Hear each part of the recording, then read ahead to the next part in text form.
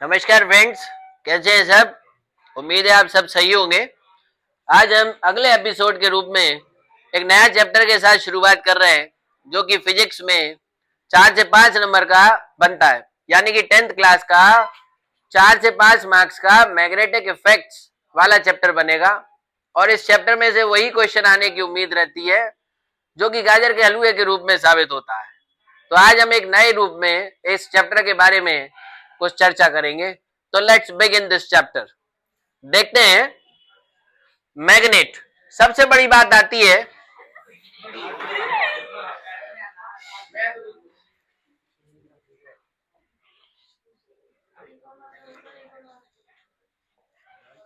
हाँ जी, तो मैग्नेट होता क्या है। अभी तक हमने ये जाना कि एक मैग्नेट एक ऐसा सब्सटेंस है जो कि आयरन, निकेल और कोबाल्ट से बनी चीजों को अट्रैक्ट करने की क्षमता रखता है। आज हम ये भी जानेंगे कि एक्चुअल में मैग्नेट बनता किससे है।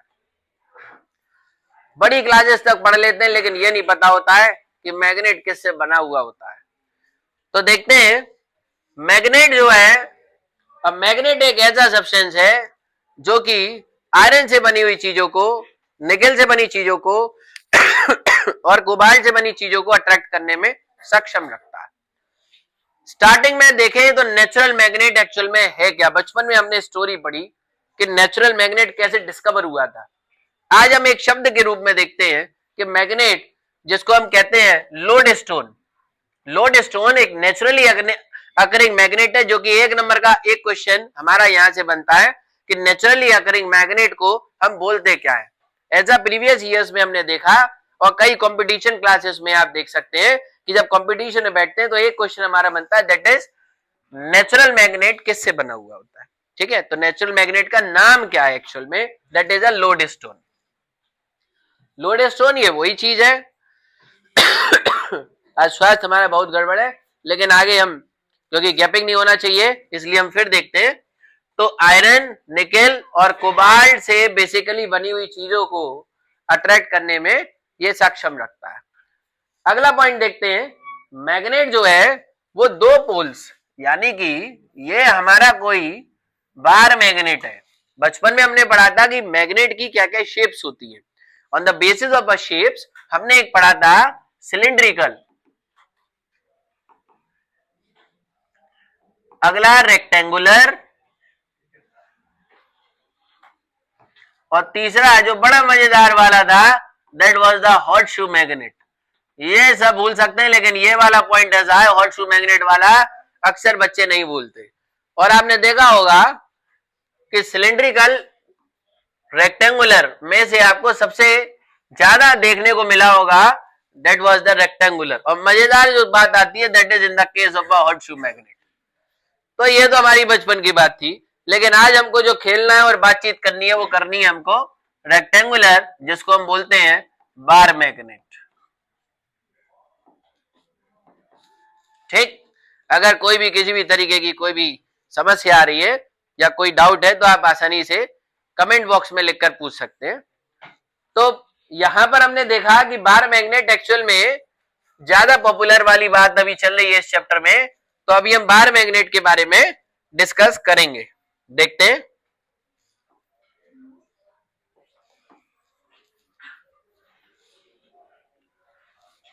बार मैग्नेट हमारा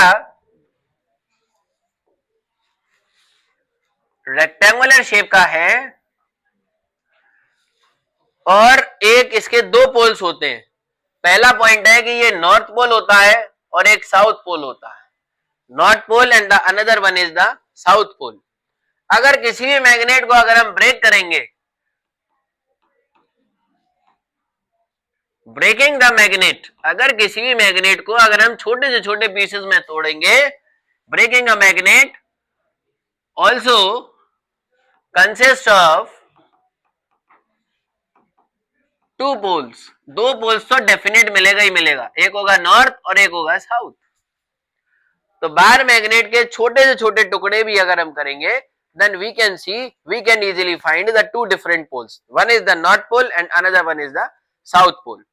अगला पॉइंट देखते हैं कि इसमें बार मैग्नेट में मैग्नेटिक फील्ड लाइंस क्या होती हैं?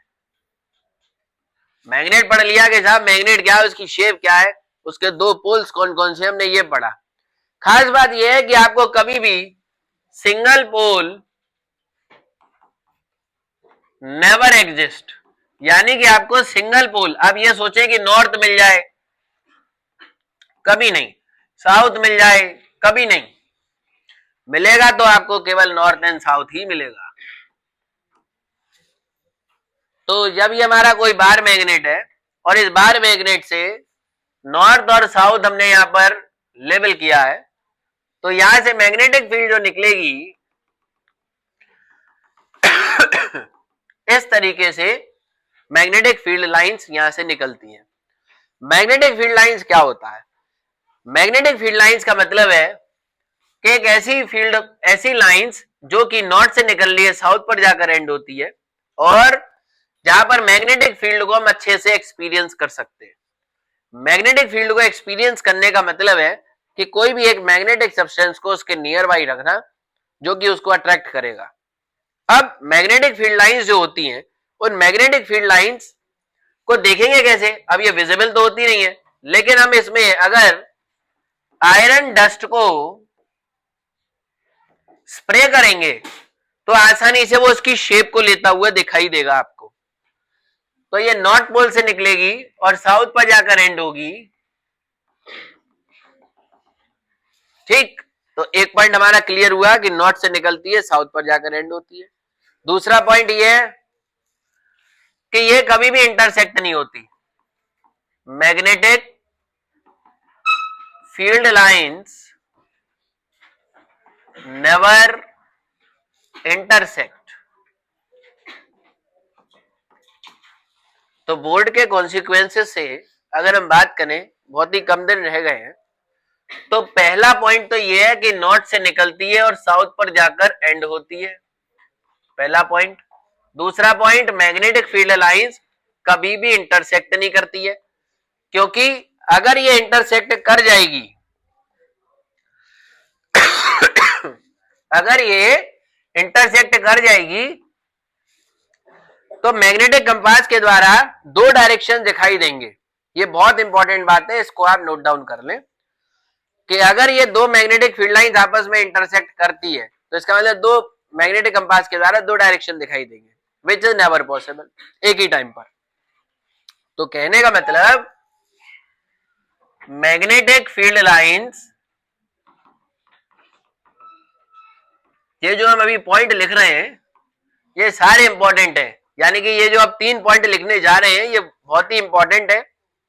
यानी कि 1 नंबर का हमने लोडेस्टोन की चर्चा करी, दूसरे नंबर की हमने चर्चा किया कि सिंगल पोल कभी भी एग्जिस्ट नहीं करता है, तीसरा पॉइंट जो हम लिखने जा रहे हैं 2 नंबर में बेसिस आ जाती है, magnetic field lines are stronger at poles and becomes weaker as the distance from poles increases। कहने का मतलब नॉर्थ पोल से निकल रही है, साउथ पोल पर जाकर एंड होती है, धीमे धीमे ये जैसे जैसे इसका डिस्टेंस होता जाएगा, बढ़ता जाएगा, वैसे वैसे ये वीक होती जा रही है। अगला पॉइंट हम देखने जा रहे हैं, magnetic field lines begins from north pole and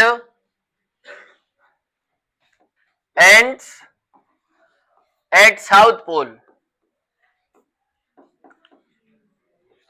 तो हमारे प्यारे भैया और बहनें इस बात का विशेष ध्यान दीजिए, तो हमने 3 पॉइंट की चर्चा करने जा रहे थे, तो हमने 2 पॉइंट यहां पर आपसे लिख दिए और तीसरा पॉइंट हमने आपको अभी बताया। पहला पॉइंट हमारे ये है कि magnetic field lines are stronger. ये कैसी होती है? स्ट्रॉन्ग होती है, यानी कि पोल्स पर काफी स्ट्रॉन्ग होती है, और जैसे जैसे इसका डिस्टेंस बढ़ता जाता है वैसे वैसे ये वीक होती जाती है। एक पॉइंट तो ये तय हो गया।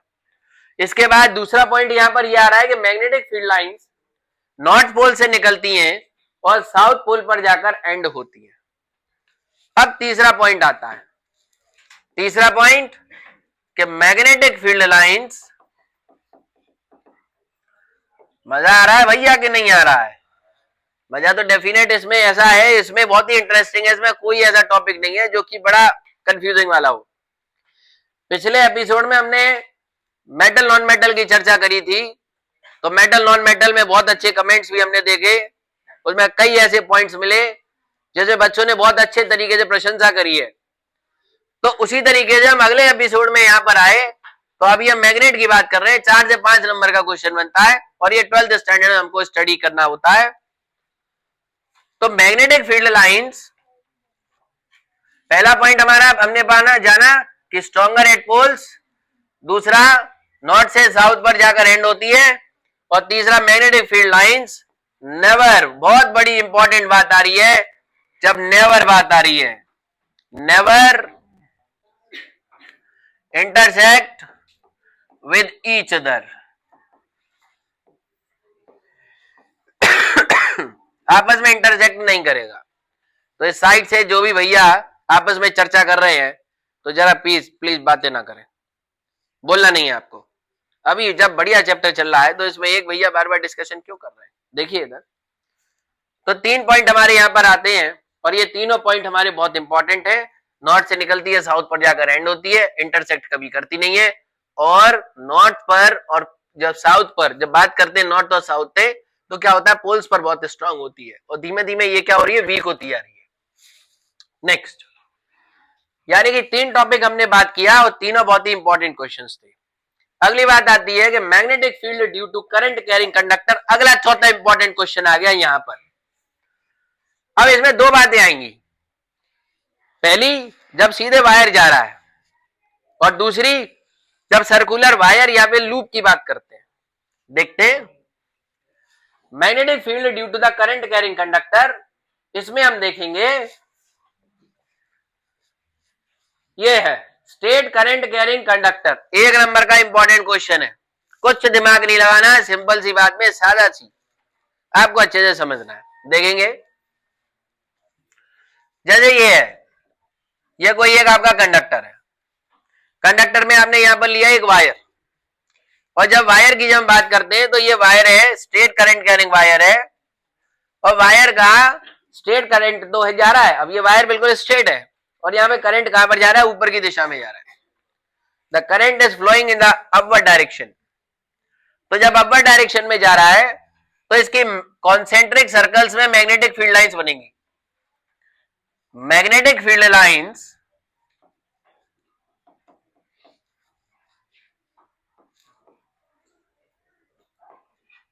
produced are in concentric circles।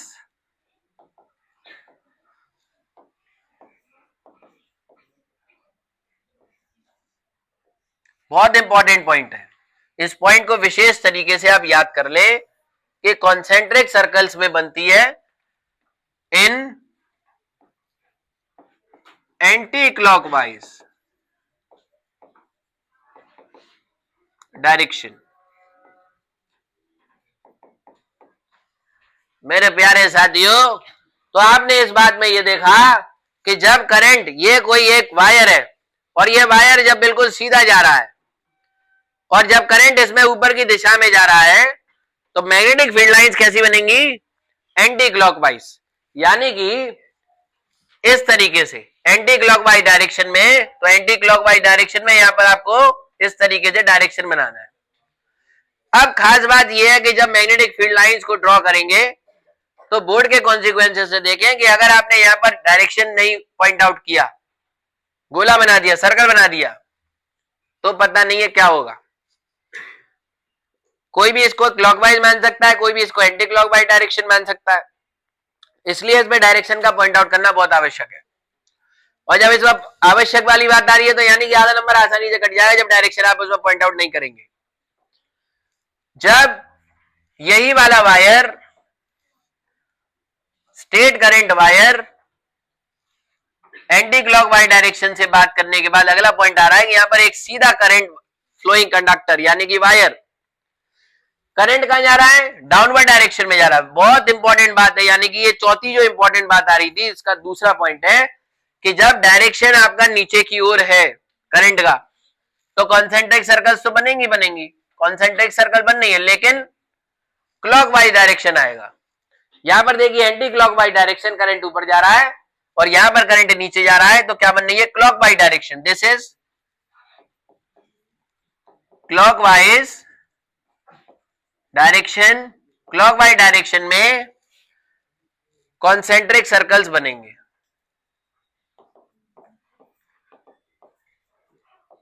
ये हमारे दो इंपॉर्टेंट पॉइंट बने यहां से। अब हम बात करते हैं पांचवें पॉइंट की, जो अगला हमारा जो टॉपिक आता है।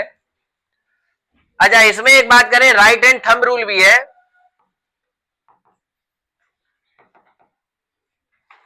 राइट हैंड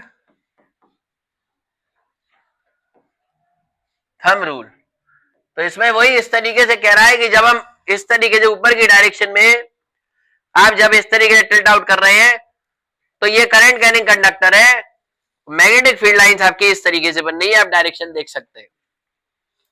अगला पॉइंट आता है, यहां पर कॉन्सेंट्रिक सर्कल्स का भैया बहुत इंपॉर्टेंट पॉइंट है, याद रखना, इसको अंडरलाइन कर लो और लिख लो। Come to the next point. ये पूरे डायरेक्शन को दिखाता हुआ है, जो हमने अभी आपको पीछे के पेज में दिखाया था, वही चीज यहां पर आपको अच्छे तरीके से एक्सप्रेस हो रहा है।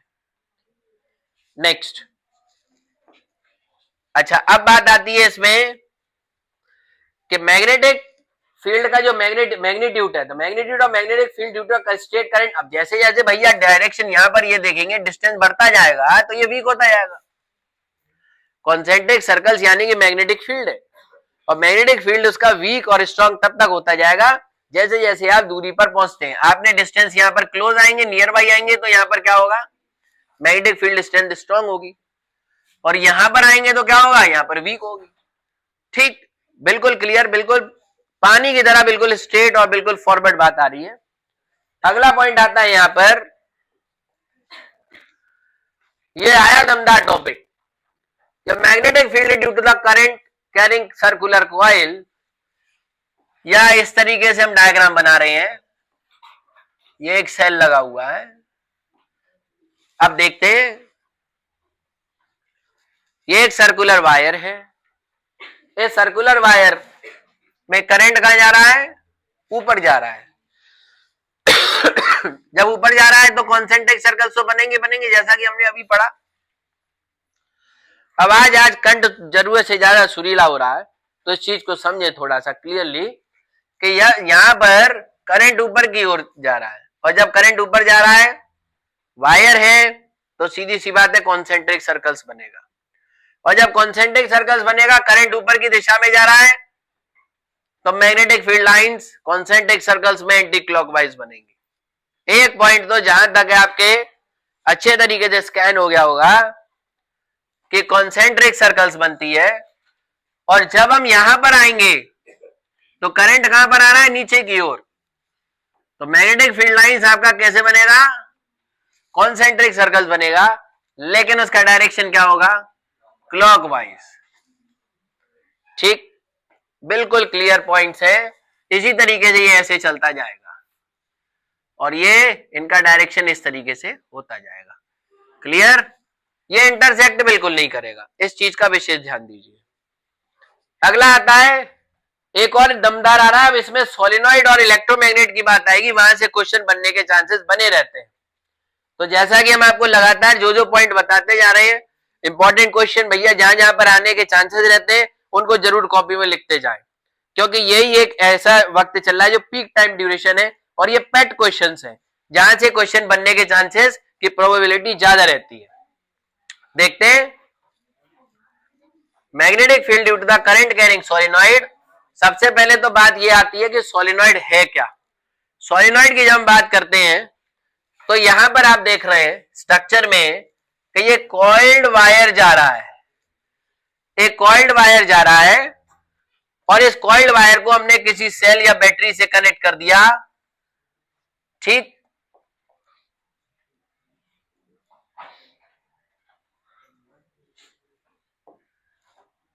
देखेंगे ये एक वायर है, करंट यहां से ऊपर की दिशा में जा रहा है इस तरीके से। देखते हैं तो यहां पर ये हमारा सोलिनॉइड है और इस सोलिनॉइड में क्या है, एक करंट कैरिंग सोलिनॉइड यानी कि एक वायर है जो कि सर्कल्स में स्प्रिंग की शेप में आ रहा है और उसको सेल और बैटरी से किसी से कनेक्ट किया हुआ है। तो मैग्नेटिक फील्ड लाइंस कैसी बनेंगी इसमें, just like a bar magnet. Bar magnet की तरह magnetic field lines which are produce are just like a bar magnet. Bar magnet की तरह मैग्नेटिक फील्ड लाइंस जा रही हैं, नॉर्थ से निकलती हुई साउथ पर आ रही है।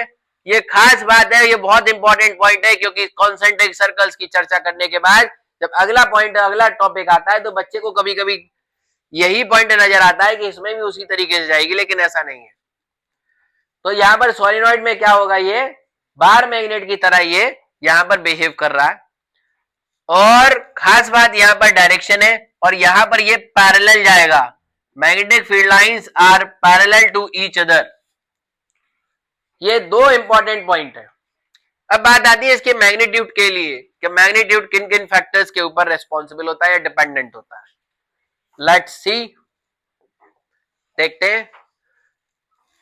Magnitude of a magnetic field line inside the solenoid क्या होता है, डायरेक्टली प्रोपोर्शनल होता है। अब डायरेक्टली प्रोपोर्शनल, पहली बात तो नंबर ऑफ टर्न्स। अगर नंबर ऑफ टर्न्स ज्यादा होंगे तो मैग्नेटिक फील्ड लाइंस भी उसकी स्ट्रॉन्ग, यानी कि मैग्नीट्यूड उसका स्ट्रॉन्ग बनेगा। भैया जब नंबर ऑफ टर्न्स बहुत ज्यादा है तो मैग्नेटिक फील्ड तो ऑब्वियसली बात है ज्यादा बनेगी। कैसे, जैसे ये एक वायर है तो अब इस वायर में करंट जा रहा है और जब इसमें वायर में जब करंट जा रहा है तो इसमें मैग्नेटिक फील्ड और करंट जा रहा है तो मैग्नेटिक फील्ड तो बनेगा ही बनेगा।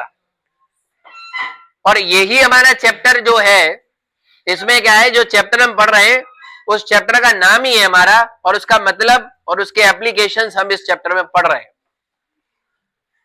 तो सबसे पहला पॉइंट है कि इसका मैग्नीट्यूड किस फैक्टर के ऊपर डिपेंडेंट रहता है, it is dependent on the number of turns. दूसरा पॉइंट आता है इसमें strength of current. Strength of current, भैया जरा क्वेश्चन है तो हमसे भी इधर पूछ लो, अभी डाउट क्लियर कर देंगे।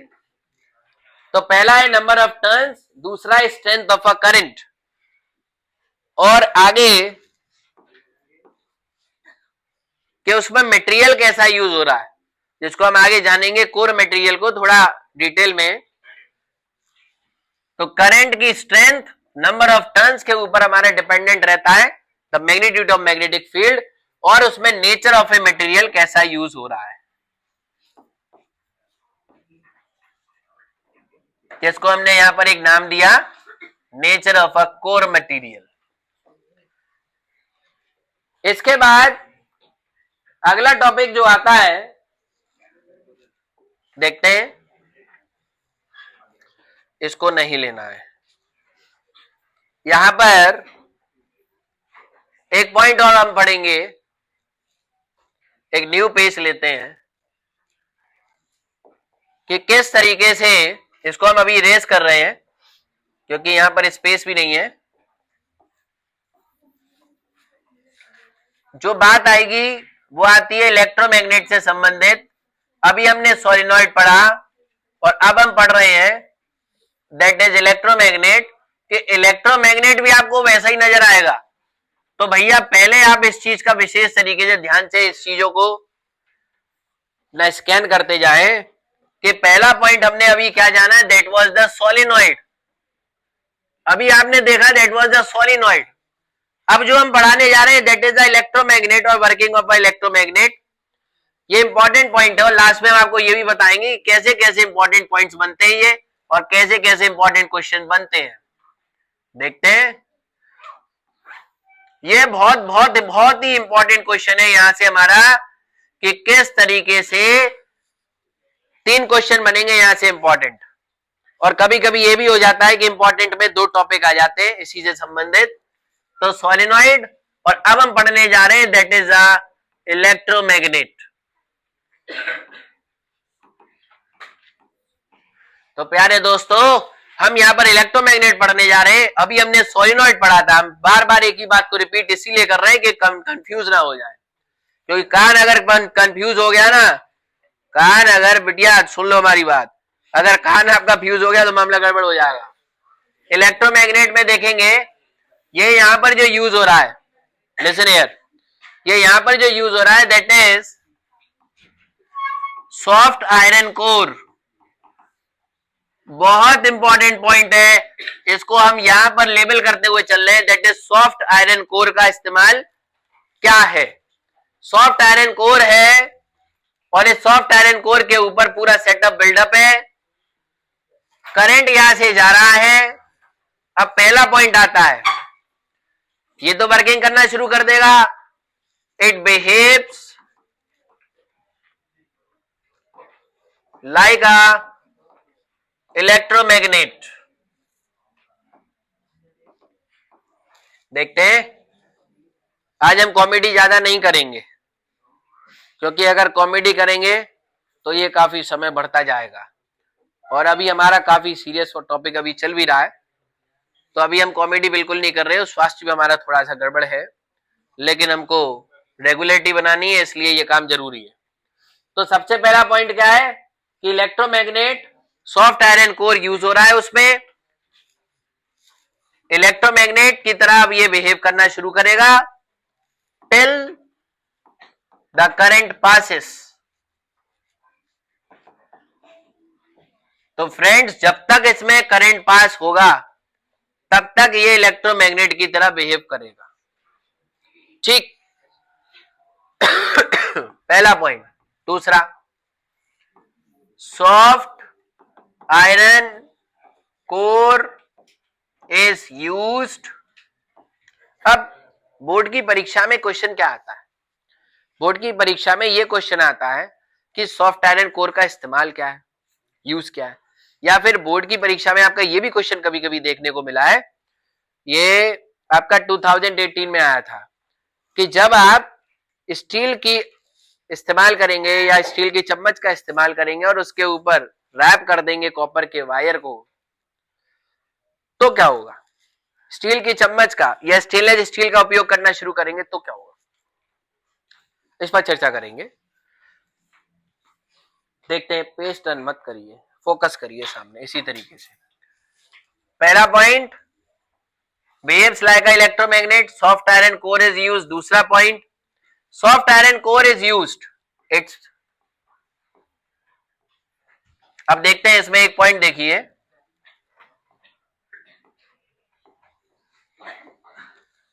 when the current is switched off, when the current is switched off,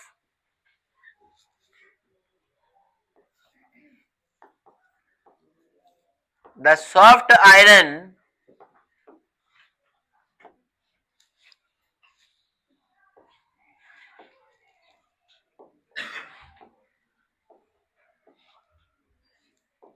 behaves just like a, तो जब तक करंट जाएगा तब तक तो वो मैग्नेट की तरह काम कर रहा था। कौन कर रहा था, सॉफ्ट आयरन कोर। और जैसे ही करंट को स्विच ऑफ कर देंगे वैसे ही ये आयरन की तरह बिहेव करना शुरू कर देगा।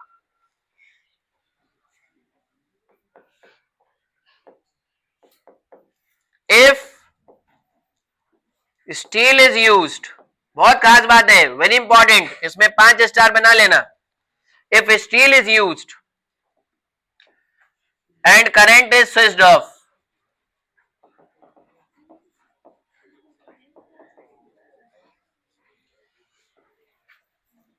if steel is used, अगर स्टील का इस्तेमाल करते हैं और करंट को स्विच ऑफ कर दिया गया,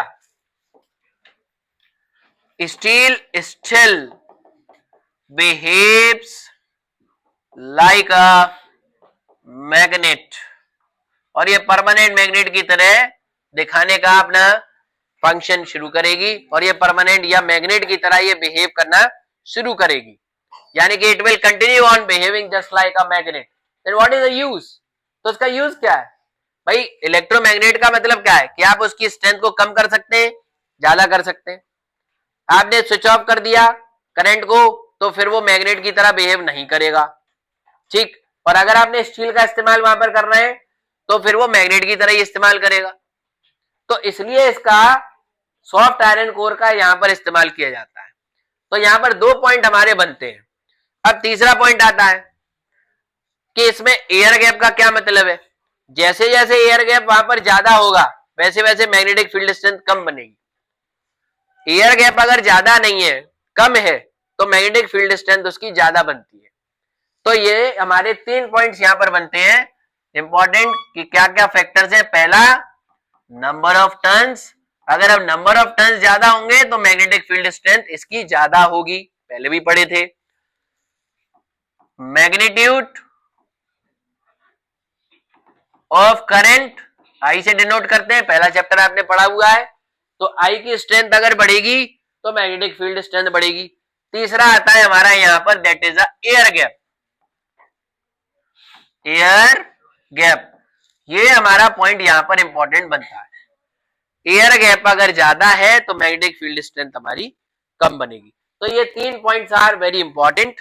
electromagnet over the permanent magnet, इन दोनों का भी यूज आपको पढ़ना है। इलेक्ट्रोमैग्नेट के साथ साथ आपको सोलेनॉइड पढ़ना है। इसके बाद अगला टॉपिक आता है, देखते हैं, ये तो डायरेक्शन वाली बात है, डोमेस्टिक इलेक्ट्रिक सर्किट। बहुत इंपॉर्टेंट पॉइंट है। डोमेस्टिक इलेक्ट्रिक सर्किट भी हमारा एक 1 मार्क का क्वेश्चन बनता है। 1 मार्क क्वेश्चन में देखते हैं कि घर के जो सर्किट्स होते हैं वो किस में कनेक्ट होते हैं। सबसे पहला पॉइंट आइए, पैरेलल, पहला चैप्टर में डिस्कशन किया। अब इसके वायरिंग के कलर क्या है देखते हैं। Black insulation is called as a neutral wire. मैंने आपको सबसे पहले लिव वायर नहीं पढ़ाया, इसीलिए नहीं पढ़ाया क्योंकि वो रेड है भैया, खतरे वाला है। तो ब्लैक इंसुलेशन वाला ब्लैक कलर का जो तार आपको वायरिंग में दिखता है, that is called as a neutral, बिल्कुल शांत रहता है भैया। अर्थ भैया ग्रीन ग्रीन है, पृथ्वी हमारी ग्रीन है। अभी हम ब्लू की बात नहीं करेंगे क्योंकि घास बिछा हुआ है। पूरा मैट्रेस हमारा यहाँ पर ये क्या है, ग्रीन, सीधी सी बात है। तो हरियाली नजर आ रही है, और आंखों के द्वारा सुबह तो भाई अगर हरियाली अगर हम देखेंगे तो बहुत बेहतर साबित होता है। और लिव वायर किससे, लिव वायर क्या होता है, that is red in colour. तो रेड कलर का आया लिव वायर, ग्रीन कलर का क्या आ गया, अर्थ, हरा हरा, और ब्लैक कलर का न्यूट्रल। इस तरीके से हमारे कलर कोड याद रखने हैं। ये इसके कलर्स हमको याद रखना है।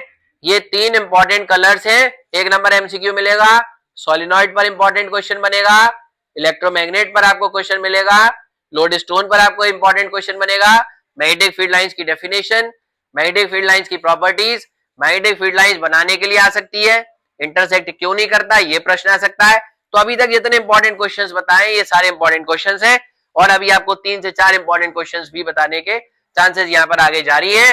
तो सबसे पहले आता है फ्यूज वायर। तो पहला क्वेश्चन ये आता है कि ये इसका वायर कैसा होता है, थिन। ये सेफ्टी डिवाइस में आता है कि ये थिन वायर है। अगर यहां पर थिक वायर का इस्तेमाल होगा फ्यूज वायर में तो क्या होगा, अगर यहां पर थिक वायर का इस्तेमाल होगा तो आसानी से करंट जा रहा है, रेजिस्टेंस की परसेंटेज कम होगी, तो हीटअप नहीं होगा, हीटअप नहीं होगा तो वो टूटेगा नहीं, मेल्ट नहीं होगा, मेल्ट नहीं होगा तो करंट जाएगा, और जो भी इलेक्ट्रिकल अप्लायंसेस है वो सब बर्बाद हो जाएंगे, खराब हो जाएंगे। अगर थिन वायर का इस्तेमाल हो रहा है, on using thin wire, thin wire का इस्तेमाल करेंगे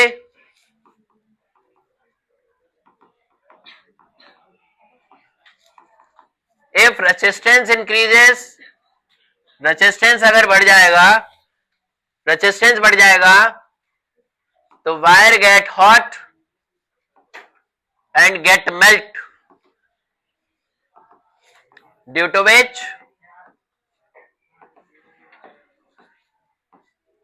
electric appliance which are connected get prevent.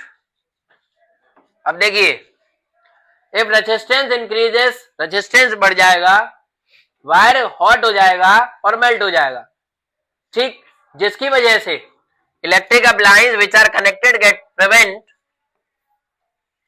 From getting destroy, खराब होने से, फूकने से, बर्बाद होने से बच जाएंगे, धू धू धू धू धू से बच जाएंगे। तो कहने का मतलब ये रेजिस्टेंस इंक्रीज हो रहा है कब? जब उसमें हमने थिन वायर का इस्तेमाल किया है, रेजिस्टेंस बढ़ेगा, तार टूटेगा, टूटने से आगे का इलेक्ट्रिकल अप्लायंसेस हमारा जो खराब होने वाला था वो बच जाएगा। ये फ्यूज वायर आना है, चांसेस बढ़ते हैं इसमें एमसीक्यू के। अगली बात आती है एमसीबी, जिसको बोलते हैं मिनिएचर सर्किट ब्रेकर। ये मैग्नेटिक फील्ड ऑफ करंट, इसका ये प्रिंसिपल है जिस पर ये काम करता है। और फ्यूज वायर जो है हमारा, ये fuse wire heating effect of current के बेसिस पर यहां पर ये काम करता है। देखते हैं लास्ट बेंचेस, बिल्कुल सामने फोकस करिए। इसके बाद अगला पॉइंट आता है हमारा, इसको एक बार इरेज कर देते हैं। Miniature circuit breaker magnetic field के ऊपर ये काम करता है। ये बहुत इंपॉर्टेंट बात है, हम इरेज कर रहे हैं तो आप इसको लिखते जाएं। इसके बाद थिन वायर का इस्तेमाल किया जाता है फ्यूज वायर में, सब भैया ध्यान से सुन रहे हैं। थिन वायर इस्तेमाल किया जाता है, इसका जो प्रिंसिपल होता है that is the heating effect of current. Heating effect of current, ये 1 नंबर के एमसीक्यू और 1 नंबर के क्वेश्चन में बनने के चांस बढ़ जाते हैं। कैसे काम करता है हमने यहाँ पर डिस्कशन किया है, अगर चाहे तो आप उसको दोबारा से रिपीट करके एक बार देख सकते हैं और सुन सकते हैं। मिनिएचर सर्किट ब्रेकर भी हमने बात किया, मैग्नेटिक प्रिंसिपल के बेसिस पर काम करता है। और एमआरआई की बात करते हैं तो that is the magnetic resonance imaging, जिसका इफेक्ट सबसे ज्यादा देखने को मिलता है in the case of the heart and in the case of the brain. Very important, learn all these points. ये भी 1 नंबर के क्वेश्चन है। कंपटीशन की तैयारी कर रहे हैं, आप देख रहे हैं तो भी इसमें इंपॉर्टेंट क्वेश्चंस बन रहे हैं। अगला बात आता है that is overloading and short circuiting. तो बोर्ड की परीक्षा देने के लिए, कंपटीशन की परीक्षा देने के लिए जा रहे हैं तो ये दोनों डेफिनेशंस इनको याद करके जाएं। ओवरलोडिंग में मेनी अप्लायंसेस आर कनेक्टेड, एक ही सर्किट से जब कई सारे अप्लायंसेस को कनेक्ट कर दिया जाता है तो ओवरलोडिंग होती है। It is very important point. इसके बाद अगला पॉइंट आता है दैट इज शॉर्ट सर्किटिंग, जब लिव वायर और न्यूट्रल वायर एक साथ मिल जाते हैं। वेरी इंपॉर्टेंट, यहां पर इस वीडियो के माध्यम से वो सारे इंपॉर्टेंट बात की चर्चा हुई है जो कि बोर्ड के कॉन्सिक्वेंसेस 4 से 5 नंबर के बनते हैं। इसके बाद अगला पॉइंट आता है हमारा दैट इज लॉज। तो लॉज के बारे में जब हम बात करते हैं तो हमने बायो में पढ़ा था, एक ट्रिक बताई थी, फादर मदर हस्बैंड, ब्रेन के चैप्टर, ब्रेन के टॉपिक पर, fore brain, mid brain, hind brain. ठीक है भैया, ठीक। अब यहां पर हम क्या कर रहे हैं, फादर मदर एंड चाइल्ड। इसी तरीके से हम पिछले एक पेज पर पीछे से चलते हैं, बहुत ही बढ़िया चलेगा। यहां पर अगर फ्लेमिंग राइट हैंड रूल, मैंने दोनों रूल लिया है, तो फ्लेमिंग राइट हैंड रूल अगर देख रहे हैं तो थर्स्ट और मोशन, तो आपके लिए अभी 10th स्टैंडर्ड के लिए बात आती है दैट इज मोशन। एनसीईआरटी का एक क्वेश्चन जरूर करके जाएं, चांसेस बढ़ जाते हैं। एक ही क्वेश्चन दिया हुआ है उसमें, इसके रेस्पेक्ट में। दूसरा आता है हमारा मैग्नेटिक फील्ड और तीसरी ये जो फिंगर्स आ रही है that is in the current. तो देखते हैं यहां पर मोशन एंड चाइल्ड, दोनों बात क्लियर कट आपके बिल्कुल सॉल्व चलती जा रही है। एक और पॉइंट देखते हैं, सारे पॉइंट्स आप लगातार लिखते जाना। यही बात को हमने अब यहां पर इलेबोरेट करते हुए आपके सामने यहां पर फ्लेमिंग्स लेफ्ट हैंड, यहां पर लेफ्ट हैंड है वो राइट हैंड रूल था। Don't get confuse by the अंगूठा वाला एंड दूसरा वाला that is screw rule. Cork screw rule को भी आपको कंफ्यूज नहीं होना है। और यही दोनों जड़ी बूटी का काम करती है। जब फंस जाते हैं, डायरेक्शन समझ में नहीं आता है, कंफ्यूजन हो जाती है, तो यही सारी चीजें काम आती हैं। तो अभी आपने इस वीडियो के माध्यम से पूरे चैप्टर के डिस्क्रिप्शन में आपने ये सब जाना कि किस तरीके से 4 से 5 नंबर को इंपॉर्टेंट हमारे पक्के होते हैं 10th स्टैंडर्ड में। और इसके बाद अगली पॉइंट जो बुलाते हैं, अगला पॉइंट जो आएगा अगला एपिसोड में, वो अगले चैप्टर में हम आगे जारी रखेंगे। इसी के साथ आपको 2 से 3 बार इसको प्ले कर कर नोट्स बनाने, पॉइंट्स को ध्यान से सुनना है। और ऑल द बेस्ट, जय हिंद।